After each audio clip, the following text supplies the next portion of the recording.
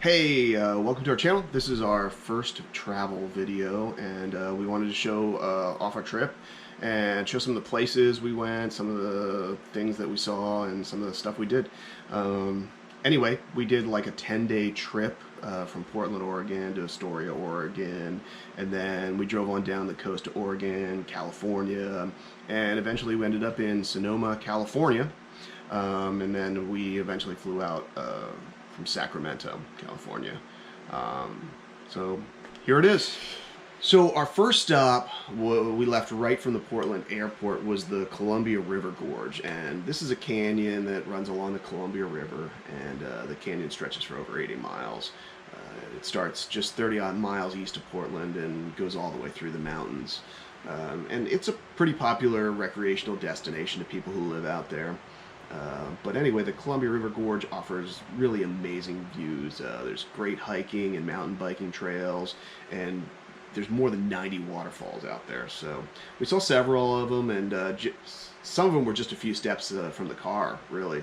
Um, it was nice to be out in nature sort of after a long flight, and we got, fresh air, quiet piece of nature and all that. The weather was a little dreary and cold, but honestly that felt pretty good at times, better than, plain air, I guess you could say. um, Anyway, one of the really cool things that we did notice as we were hiking along some of those short trails that we went on, like the moss on the trees was really cool. It's something that you don't see on the East Coast, and it covered like a lot of them. Gave us flashback of like grim fairy tales and stuff like that. So very cool. Um, I hope I'm saying this right, but Multnomah Falls was the highlight that we actually wanted to see. It's sort of the pictures that I've seen online, and basically it's a 620-foot waterfall, and it's one of the most visited national recreational sites in the Pacific Northwest.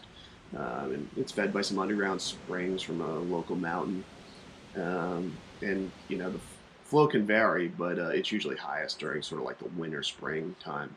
So I think we got to take advantage of it, and it was a pretty breathtaking view. So after we left the Columbia River Gorge area, we headed into Portland. Went to our Airbnb first, and I'll tell you what, Portland is a town that truly got us. It was great food, great seafood, breakfast food. They have these markets where you can get all different types of food truck food.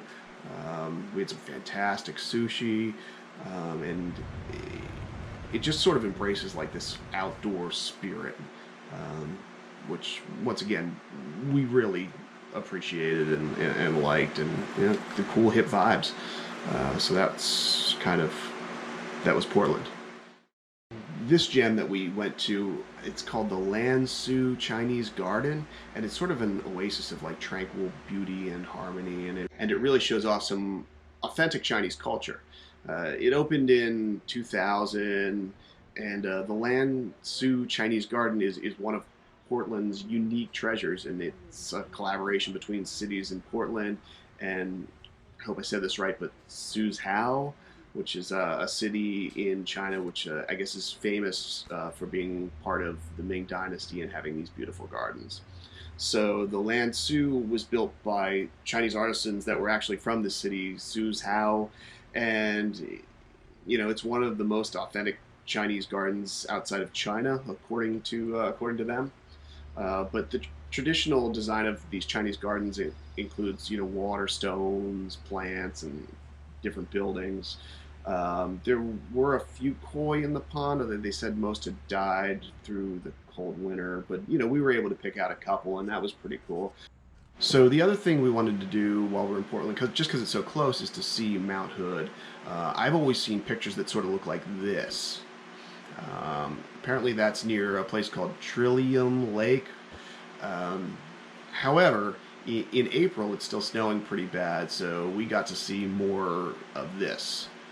Um, we did go by the Mount Hood ski resort, and really saw some great natural areas, and it was a really pretty drive.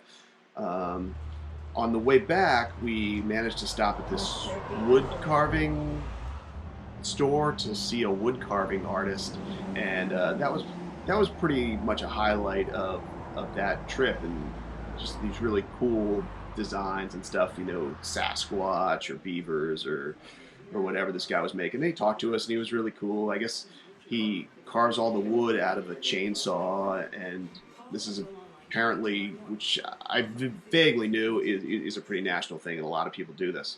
So yeah, we got to see that. Our next adventure was Portland's Japanese Garden.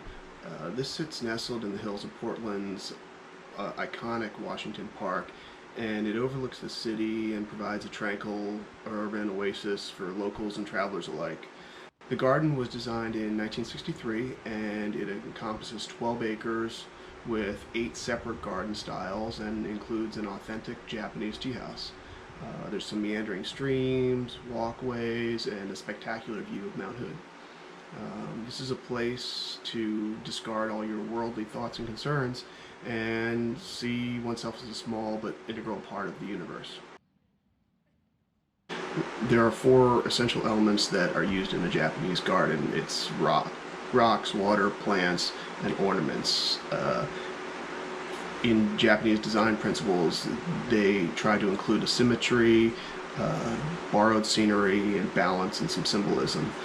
When the former ambassador of Japan to the United States visited Portland in this Japanese garden, he proclaimed it to be the most beautiful and authentic Japanese garden in the world outside of Japan.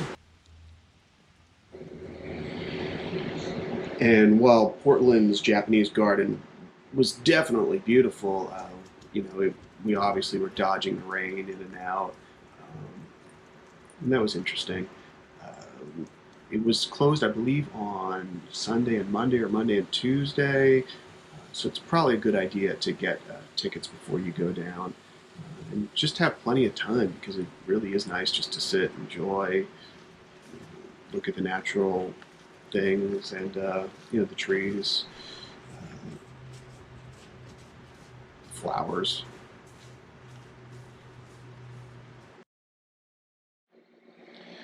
So my wife actually found the Wooden Shoe Tulip Festival online.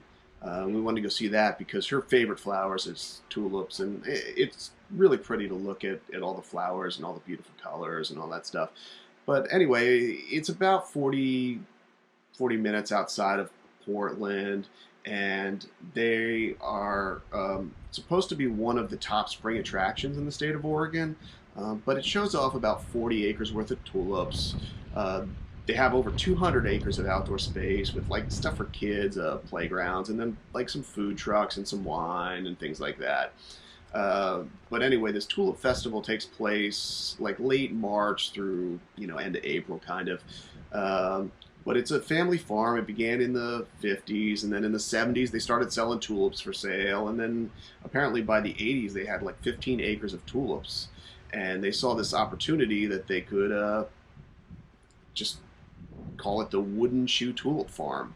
But as sales were slow in the 80s, they opened it up one year for Easter weekend, and it was a massive hit. And so now they sell bulbs, cut flowers, potted tulips, and like I said, they have food activities and all kinds of stuff for the family. But weather was cold, but I think we had a good time, and we got to see some beauty out there. From Portland, we headed west to Astoria, Oregon. It was about a 2-hour drive. We got there and checked into our Airbnb, which was pretty cool. It kind of had a fishing theme. And the first thing we did was visit the Astoria column. It's a big tower that sort of overlooks the mouth of the Columbia River in Astoria. It was built in about 1926 by the Great Northern Railway. It's 125 feet high, and it has a 164-step spiral staircase that ascends to the top in this observation deck. There's some beautiful views from this observation deck, obviously, so we got to see all that. Astoria happens to be one of the Northwest's best downtowns, and it's filled with history. there's some great things to do. Lewis and Clark, great seafood, microbreweries. It also has a large seal and sea lion population. And during certain seasons, you can even see gray whales that are migrating to Mexico and Alaska and back and forth. We got to see the Columbia River Maritime Museum, which is pretty neat. We also went down to see Haystack Rock, which is one of Oregon's most recognizable landmarks. It's in the end of the Goonies. There's bird life all over it. There's some tide pools. It was a pretty beautiful feature. And then we went to see Painted Rock Beach, and this is kind of a lightly promoted secret spot in the city of Seaside, Oregon. It's become better known in recent years, and you can search it on Google Maps, and it's called a tourist attraction on the south side of town. Anyway, the painted rocks are found at this local beach access point, and they sort of serve as a decoration to walking down to this beach for, travelers or people that live in the neighborhood. Anyway, there was a lot of pretty cool creativity that went into painting these rocks. There's some interesting messages to family members or missing loved ones, and just bright colors. It was really neat to just look around and look at all these different rocks. Beyond that, we also went to Fort Stevens State Park to take a look at the, I hope I'm saying this right, Peter Airedale wreck, which was a ship that ran aground in the early 1900s. It's sort of just been there, sort of deteriorating over the years. But the coast and the natural areas around Astoria were really beautiful, and we were sad to go, but we started one of our long drives down south along the Oregon coast, and we realized that a lot of the coast looks like it did in Astoria, with all the rock formations and pretty beaches. In Oregon, it's actually all the beaches are public, so no houses really butt up against them, and there's not a lot of rules. People can drive cars on the beach, they can make campfires on the beach. There's a lot of surfing, there's a lot of people walking their dogs, and it was a really relaxed kind of setting for all we saw. To experience the Oregon coastline, you pretty much just follow Highway 101 all the way down south. Highway 101 sits right between, mountains on one side and the Pacific Ocean on the other side. It's about 363 miles of just rugged shorelines. There's tide pools, hiking trails, beach towns, lighthouses, and it kind of reminds you of this frontier that's kind of faded away. The Devil's Punch Bowl is one of the things that we stopped to see, and it's basically this large bowl that was naturally carved into the rock, and it's partially open to the Pacific Ocean, so waves enter the bowl and then they violently churn and swirl and foam. Makes a loud, thunderous kind of noise.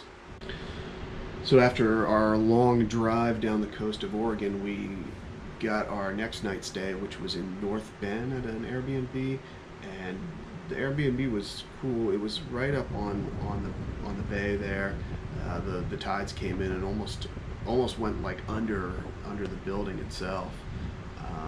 But there was a lot of space in there, a lot of bright light. There were egrets out on the bay picking for food. And, there's the Airbnb host had some binoculars, so we were watching the birds out there, and it was really nice. The town itself had some good coffee shops, microbreweries, restaurants and stuff like that. But the main reason we went to North Bend, or stayed in North Bend, was because we planned on doing an ATV ride, which we did.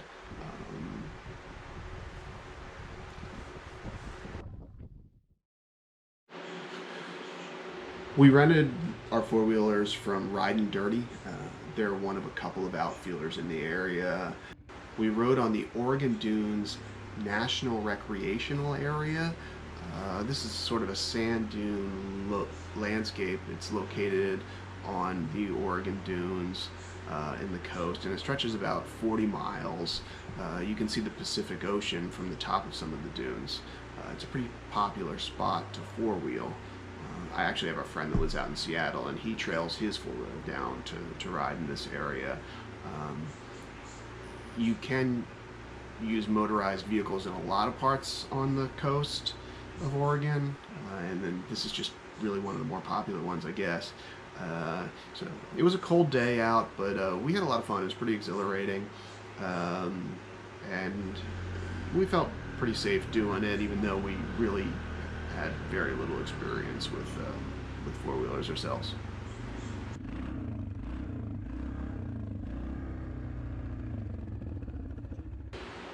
So from North Bend, we headed south again on another long drive to Ferndale, California. Along the way, we saw a lot of similar scenery as to what we saw in the northern part of Oregon. Some of those cool places that we got to saw were Sisters Rocks, which was a landscape that pops up on Google, and another one was called Thor's Well, Natural Bridges. This here is Thor's Well, and we could walk right up to it, and you would hear the ocean coming out of the well and then back in. At one point, it actually splashed up really high and kind of soaked the people on the other side there from us. But it was a cool thing to see, and the sound was interesting as well. But yeah, a lot of beaches and a lot of islands and a lot of rock formations out in the Pacific Ocean as we headed on south.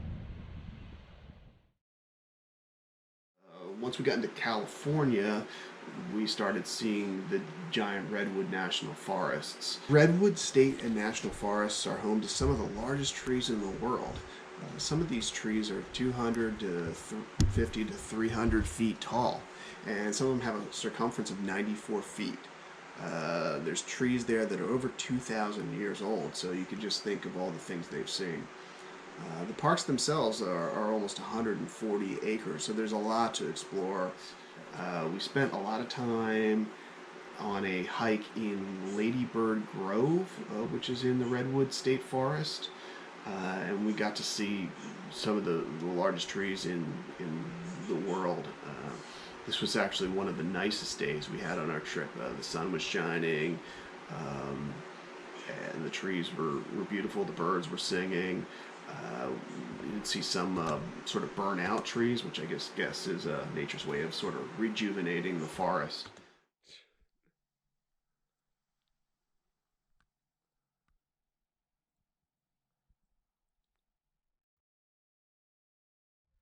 So shortly after we left the Ladybird Grove, we got to Ferndale and checked into our Airbnb, which was on the main street in a town called Ferndale, California.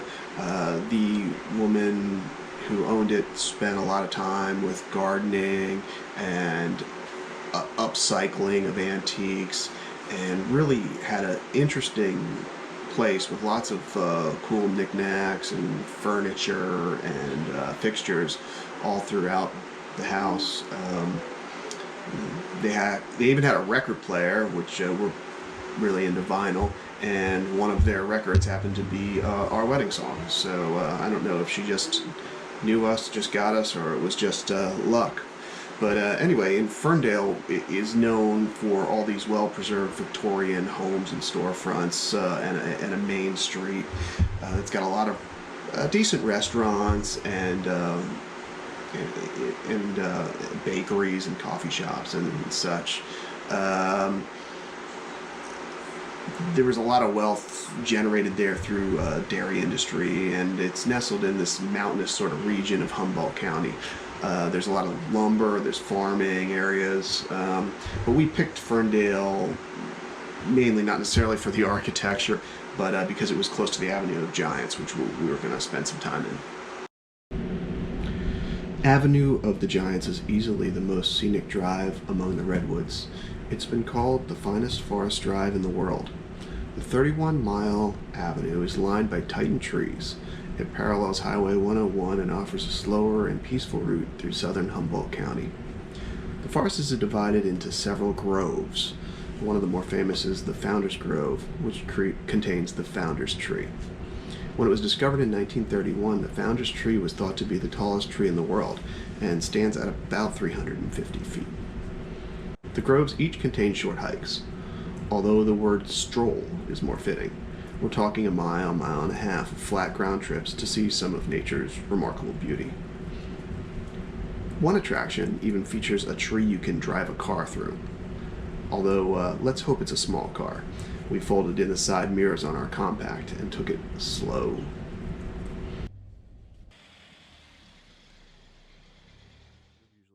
As you stroll through the woods, you don't see much sky, but you can see fallen trees, splintered trees, and tons of moss on different trees.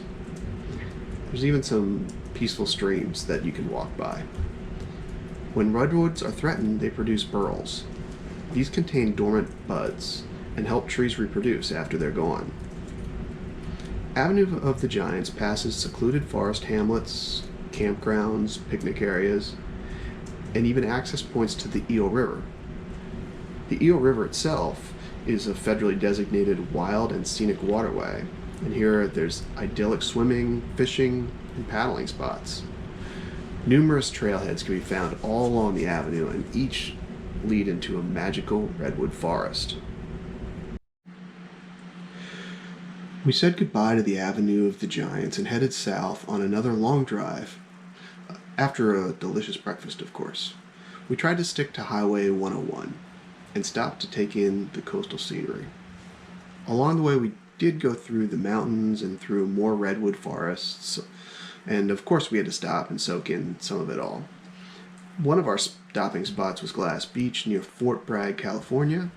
It's named from a time when it was abundant with sea glass that was created after years of dumping garbage into an area in the coastline just north of town. Thousands of tourists visit Glass Beach every day in the summer, and most collect some glass, even though it's technically illegal. Another stopping spot was Point Area Lighthouse. This has been lighting the way on the Pacific coast for 152 years. It stands as a pretty iconic figure on the landscape. Sometimes it's brilliantly sunny, and other times it's fog-shrouded and mysterious, but it's always ruggedly beautiful. The shores around are home to mussels and other sea creatures and the birds that are feeding on them. It's also one of the best whale watching spots on the north coast. There's annual gray whale migration from November through May, humpbacks throughout the year, and an occasional pod of killer whales or blue whales. At the end of a long drive, we were happy to get to see this great view from our Airbnb, which was an artist retreat atop a mountain near Sonoma. We chose this because we planned on taking the Napa wine train the next day. The Napa wine train promised a luxury and gourmet experience along one of the most famous wine-producing areas in the U.S. Along the way, we got off the train to see some vineyards and do some wine tasting. While we were on the train, we got to sample some pretty great food. It's advertised as a restaurant on tracks. And that was true. When we got off the train, we got to see tours of the vineyards, we got to see wine, grapes, flowers. Apparently they plant roses on the end of each row of wine grapes because the same diseases that affect wine grapes affect roses. That way there's an early warning sign if there's a problem.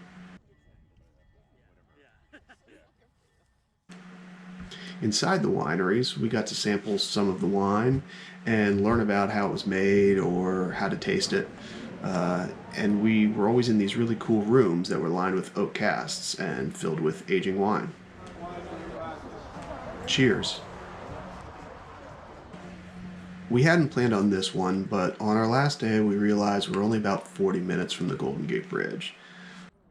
So we drove on down to Golden Gate State Park to see this iconic structure. We got to see some great views and of the bridge with San Francisco in the background, and we even saw the Alcatraz. So since vacation was winding down, we had to head on out and make our flight home. So I guess this is where we say goodbye. Okay, so I guess that's was our trip. If you like this video, you can always click the like, click the share it with your friends. Hopefully you all can do some kind of, coolish vacation like this too, and post your videos, because we'd be interested in that. All right, take care.